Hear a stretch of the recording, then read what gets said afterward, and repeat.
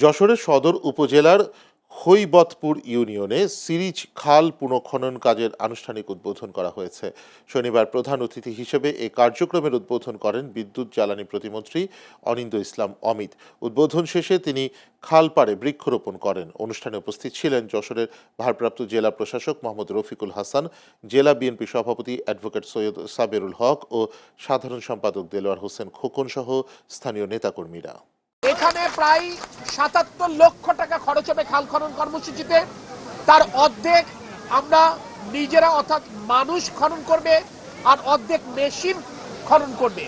এই সমন্বিত উদ্যোগটা নেওয়া হয়েছে যাতে করে অর্থনীতি গতিশীল হতে পারে।